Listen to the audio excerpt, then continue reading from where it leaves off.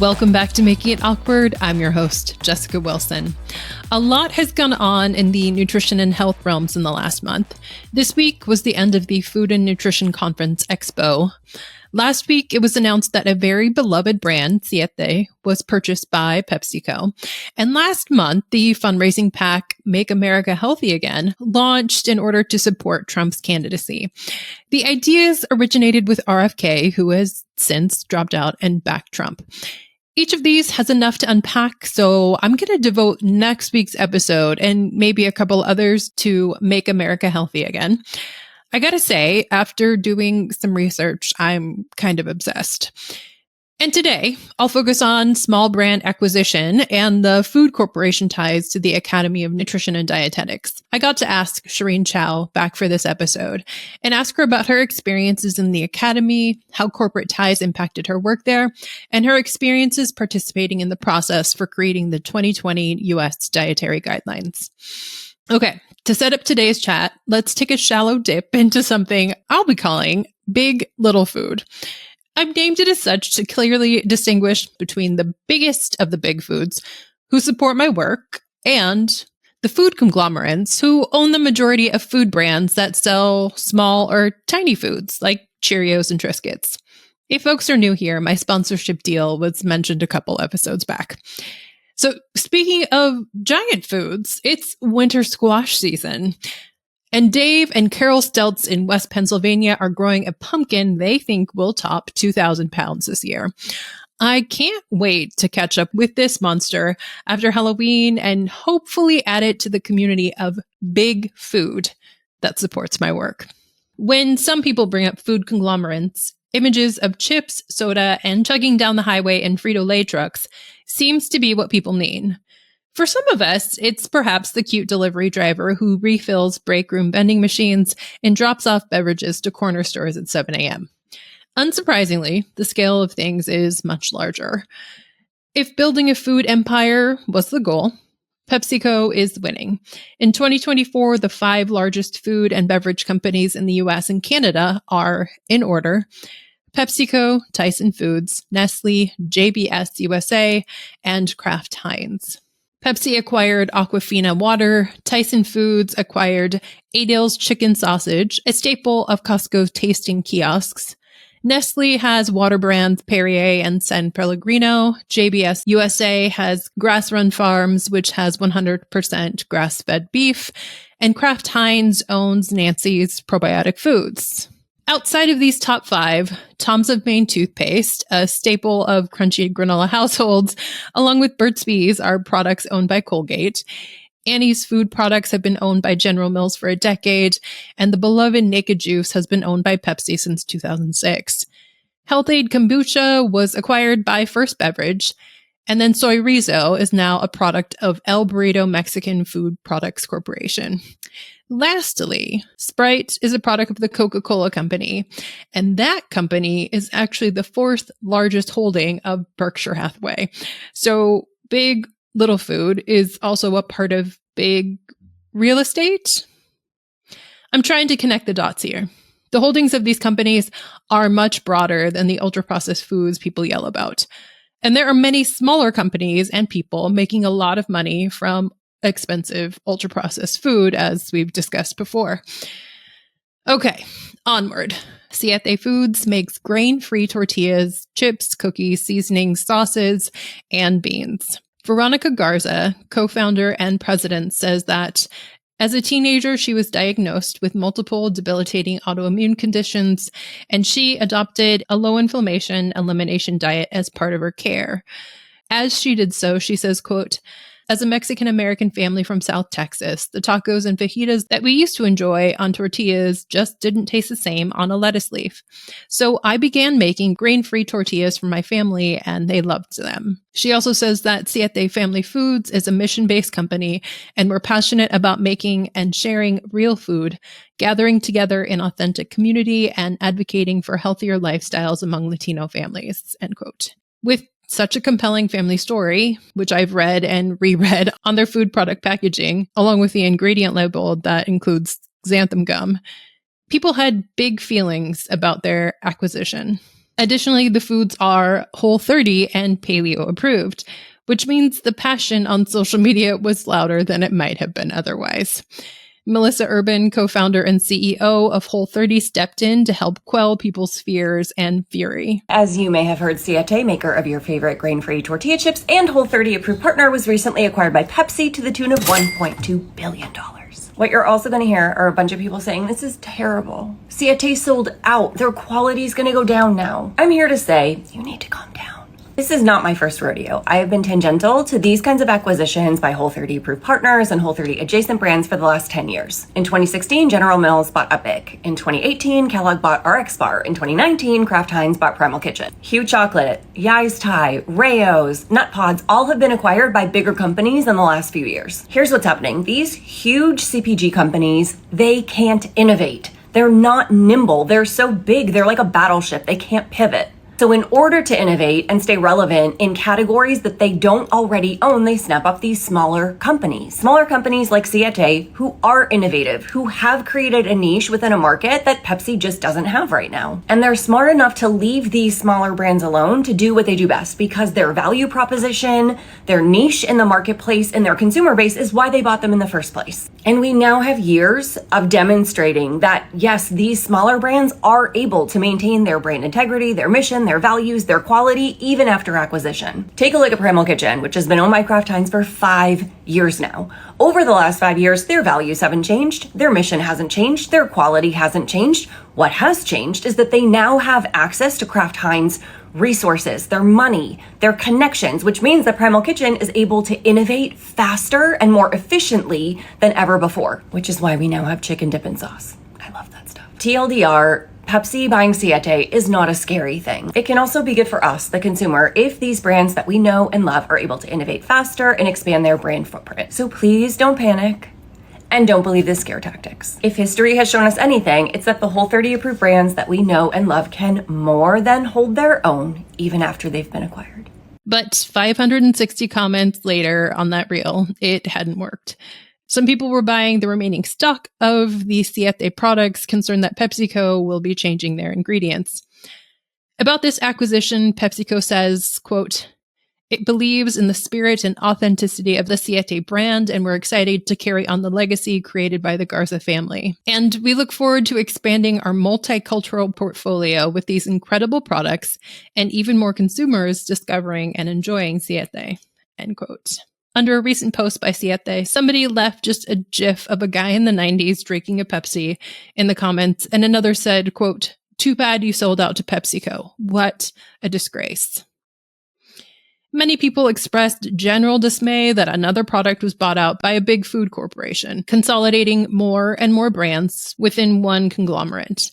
And I think that is worth exploring, a systems level chat rather than one about an individual choice. So let's have that conversation out loud, instead of getting irate because someone made $1.2 billion that you did not. And speaking of the need to have conversations out loud, last week through Tuesday of this week was that conference for dietitians, the Food and Nutrition Conference and Expo, otherwise referred to as FNCE, an acronym that truly doesn't make sense and maybe should be pronounced as fence rather than with a missing E in the middle and then a cheeky Y or IE at the end. Anyhow, this is the conference that got a visit from the examination journalists last year. The expo space had the infamous Cheerio slide captured in a photo and seen over and over again this year when people learned that creators on social media can be paid for making commercials. I was curious about whether or not there was a slide this year, so I caught up with a couple people who were there. One shared a picture of all of the food samples she collected, and from what I could tell, this year was very fiber forward. Perhaps it's the next super nutrient we'll all be sold. I was also able to have a conversation with someone who attended. A quick little digest, shall we say. I must know, was there a General Mills Cheerio slide in the expo area? There was not a slide. Okay. They shook it up this year because they heard the streets talking. So no, they took, there was no slide. But They had a really cute house. It was one of the larger spaces that were taken up. Thank you for that intel. That's Danielle Smiley, and I look forward to bringing you our full conversation in an upcoming bonus episode. Now, the Academy of Nutrition and Dietetics says its mission is to, quote, accelerate improvements in global health and well-being through food and nutrition. My first inkling that this might not be true was in my dietetic internship. To become a dietitian, one needs to have an undergraduate education that means certain standards, then go through an unpaid internship, and now get a master's degree. I did my internship at Oregon Health and Science University in Portland, Oregon. It was the dreariest 9 months of my life. Our director was about 97 years old, and we had a list of things we needed to do for good etiquette that included wearing hosiery, literally, at all times during the internship. A stark reminder that this field was for prim and proper women. There was also a man in my cohort. This hosiery monitoring meant that people needed to wear socks, pantyhose, or tights. Our hosiery needed to be seen, and our legs and ankles needed to be covered. We were also required to pay the student fee to become members of the academy for reasons that were not provided. Early in my internship year, we were sent to a meeting held by the Oregon Academy of Nutrition and Dietetics. The talk was about calcium, and actually it turned out to be provided by the dietitians of the Oregon Dairy Council. It was about the importance of milk and calcium for our health. My classmates and I were confused by the commercial we needed to show up to on our own time. The speakers said nothing about the other sources of calcium. During the Q&A portion, we must have been mad about wearing pantyhose or something, because I remember us asking 101 questions about lactose intolerance, cultural relevance, and why we would tell clients to drink milk if they just didn't want to. The answers given were, yes, we need to be telling our clients to drink milk, even if they're lactose intolerant. And if people are lactose intolerant, we should tell clients to incorporate milk slowly into their diet, and the body will learn how to create lactase, the enzyme that breaks down lactose into sugars. It's simple. They'll learn how to digest milk. That's also the moment in which I and many of my classmates decided that we weren't going to stay members of the academy once our membership lapsed. It was also when we started researching why dairy got its own section on the pyramid at the time, and now its own glass on my plate. Hint, money. In the beginning of my career, I went on to continuing education courses provided by the interest groups of pork, beef, and even salt, in which they tell us to be eating more of their products and that pork and red meat are basically as lean and low in saturated fat as chicken breast. I took my free food, swag, and continuing education credit and went on with my day. Now, in October 24th, 2022, Cambridge Community Press published an article titled The Corporate Capture of the Nutrition Profession in the USA, the case of the Academy of Nutrition and Dietetics, which I'll link in the show notes. The article provided a scathing report about the Academy and its financial ties to food and agricultural companies and lobbyists. The article breaks down the hundreds of thousands of dollars it gets from individual companies and says that in total, quote, the Academy accepted at least $15 million from corporate and organizational contributors from 2011 to 2017, and over $4.5 million in additional funding went to the Academy's foundation. The highest contributions came from companies such as Nestle, Pepsico, Hershey, Kellogg's, General Mills, ConAgra, and the National Dairy Council, along with the baby formula producer Abbott Nutrition. To get more perspective from somebody who was actually a member of the Academy long after we had to be, I asked Sherene Chou to come back to the show. She was the dietitian I spoke with about the caucasity of the Mediterranean diet a while back. Today, she tells us about her attempts to improve the Academy from within and what happened. She also gives us her perspective on corporate funding of the Academy and her experience giving feedback on the 2020 dietary guidelines. Sherene, welcome back to the show. Thank you for having me. Absolutely. Can you start us off by telling us about your Academy involvement? Yeah, my Academy involvement started as a student member early on in, I remember now, maybe 2013.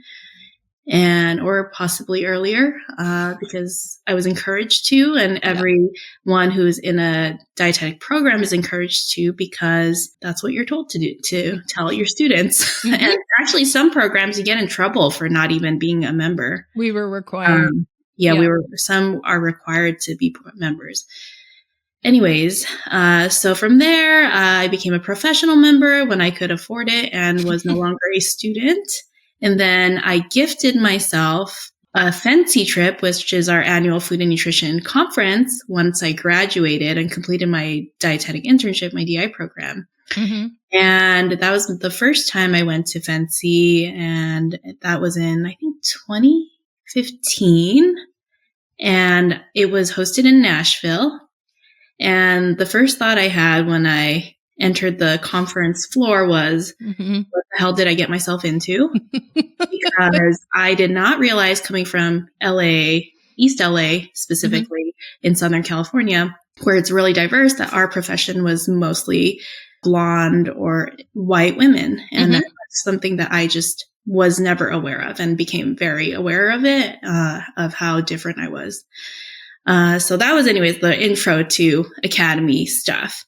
And then through all that, I wanted to network and be more involved in the academy. And so as someone who is vegetarian, born and raised vegetarian, and focused on plant-based nutrition, I joined Vegetarian Nutrition Practice Group, and then eventually became on the board, and then went into the chair position, which is a 3-year volunteer position. Where you start off as chair-elect, then the chair, and then the past chair. And so I've been in the Vegetarian Nutrition Dietetic Practice Group, I think, for 5 years on the board in total, just doing different positions. So 3 years as chair and 2 years as doing sponsorship stuff. Sponsorship stuff. What's that? Yeah, sponsorship chair. So each practice group is also in charge of making your own money, even though everyone's volunteer. Okay. So you have to get members to join your group to also put events together, or host webinars, or put things together. For every Fancy, when we host our annual conferences and our annual meetings as an organization, we also have to pay the academy and the hotel we're at to host our meetings. So those are all part of those things. Yeah. And you did not go to Fancy this year. I did not go to Fancy this year, and I haven't been involved in the academy for the last few years for several different reasons. Yeah. Are you comfortable saying? Oh, yeah. I mean, first of all, once I became very vocal about how I was unhappy with how they were dealing with a lot of different things in the last few years, basically they started bullying me a lot. And in addition to bullying, I had 2 kids the last few years. So just no time for that, no time for bullying. And I've also volunteered so many hours of my time and my life dedicated to academy stuff that I just needed a mental and emotional break from all of it. Also in 2018, I can't remember now, but maybe 2017, I worked on the first sustainable food system certificate that the academy had on their website. And it was a paid certificate. So they enlist paid very little, a few $100s, academy members, dietitians who are experts in their field, to put together certificates of training for other academy members that they have to pay for. To get the certificate.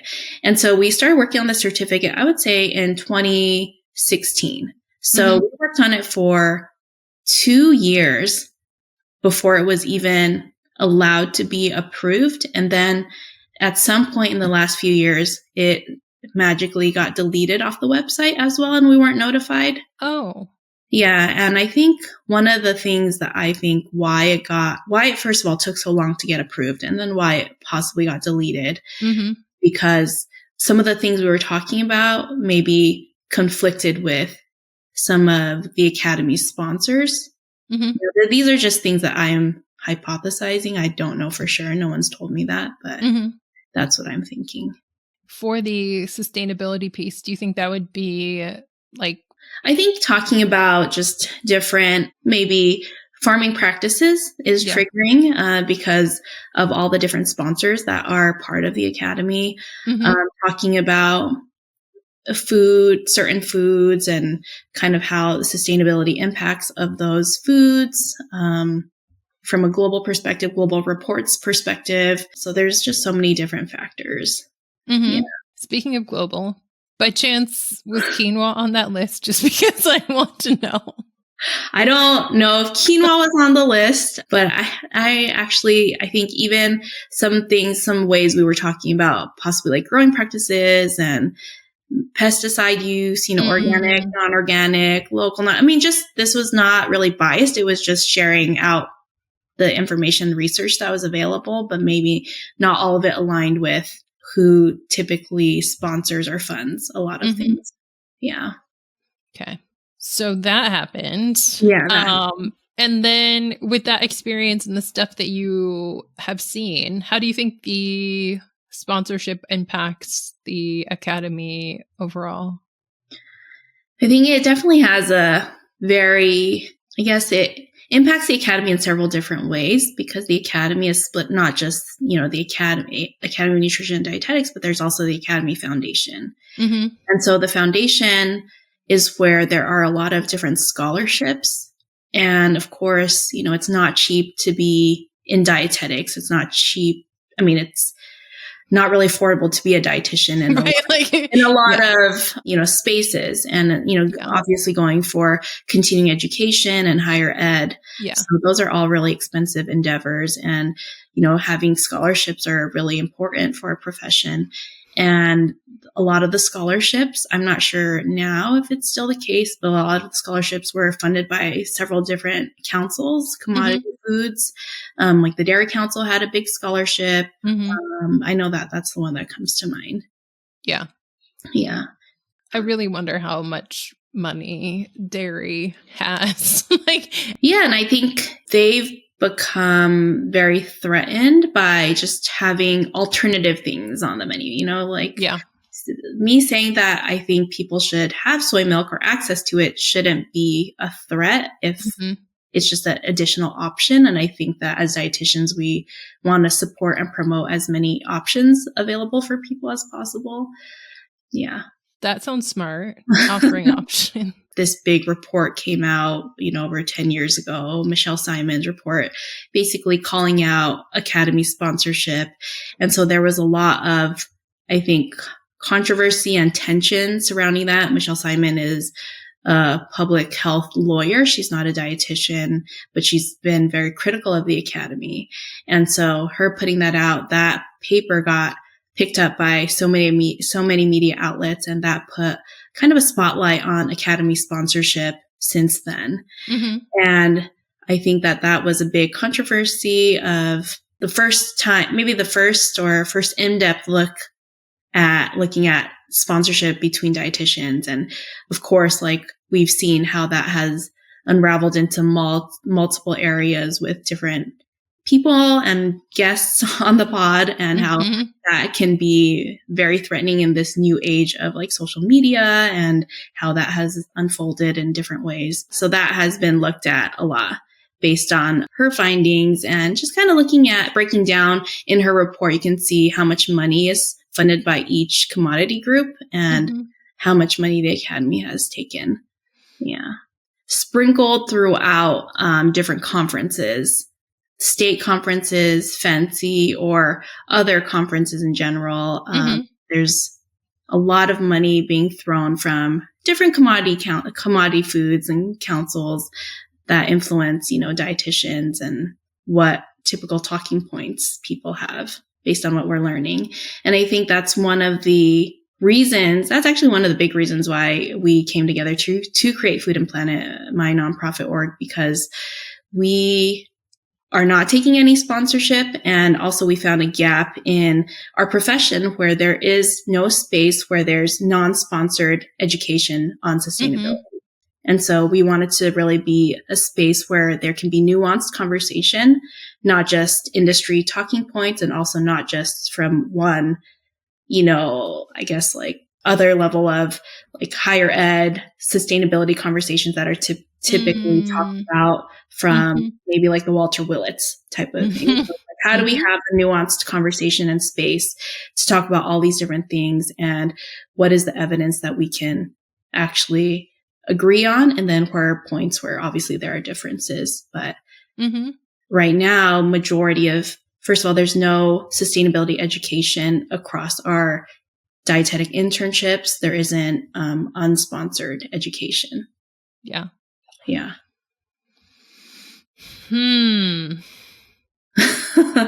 What is the wildest sponsorship that you've seen out there?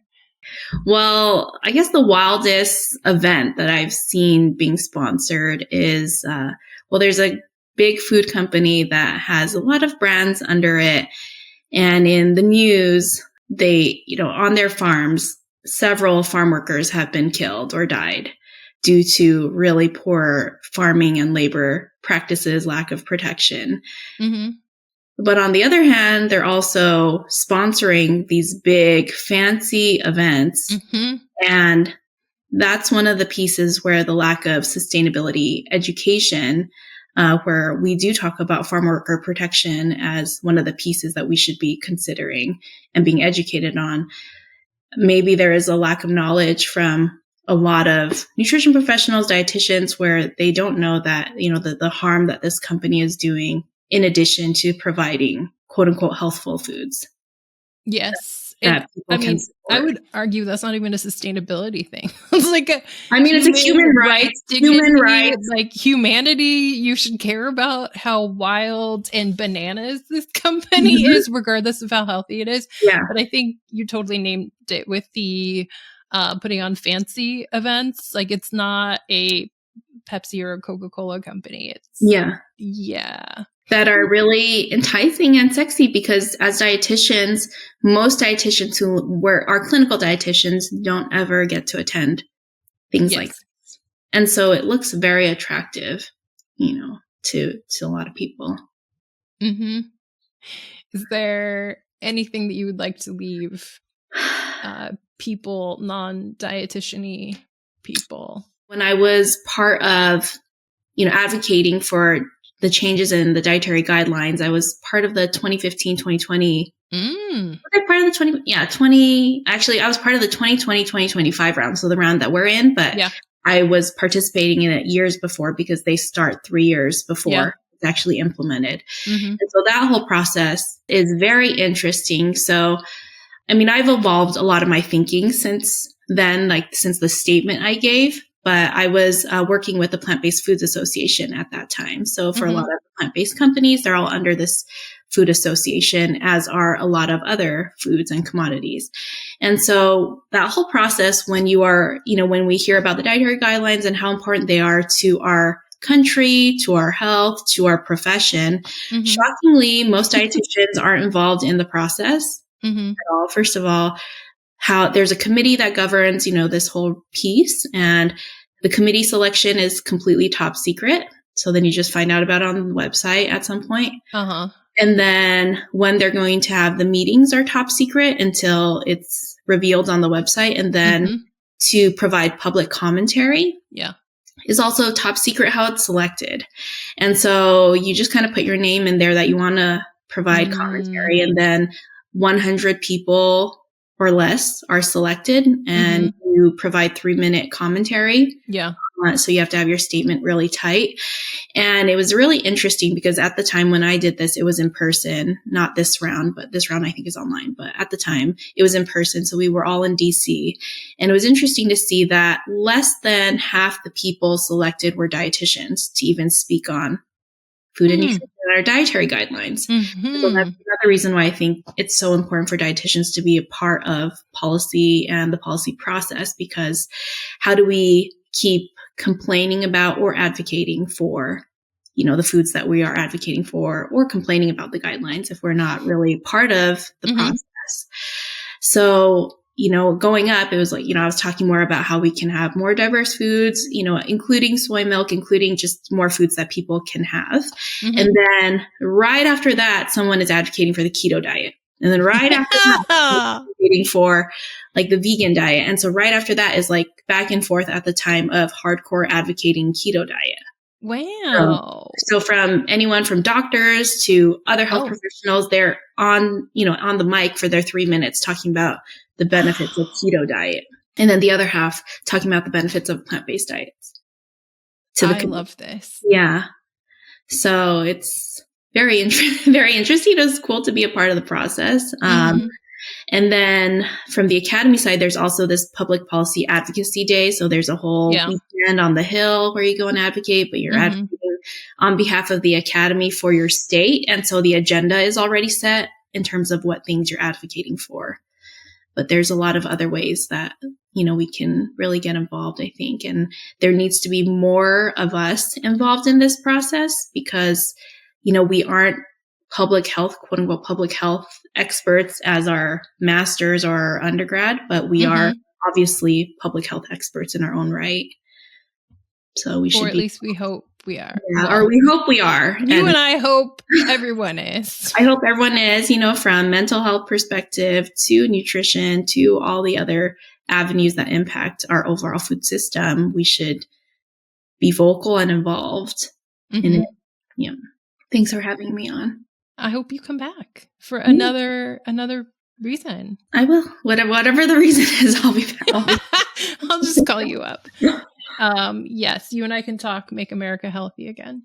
Yeah. Thank you. And I'll probably tell you more about the other roundtable and whatnot after I come back. I'm excited. Yeah. Thank you. Thank you. Thanks so much to Sherene for connecting more of those dots for us. She brought us back to the conversation we were having at the top. And does Siete's acquisition matter? And if it does, why and how? What I'm thinking about now is how a food conglomerate is expanding its reach into a multicultural market, and not that Siete individually was sold. I'm thinking that companies are able to buy and sell policies. Capitalism is alive and well. This is not a conversation I'm able to wrap up in a tiny bow today, and I look forward to feedback and thoughts on this topic and the episode. All of this will come up again during next week's first conversation about Make America Healthy Again. Until then, friends, make it awkward. This has been Making It Awkward. I'm your host, Jessica Wilson. The best way to support this show is with a rating or review. I look forward to reading your reviews on the air. This episode is edited and mixed by the conglomerate, Jen Jacobs. It is supported by Patreon members. The link to become a Patreon member is in the show notes. It's also supported by the Legacy of Sacramento Outboard Services.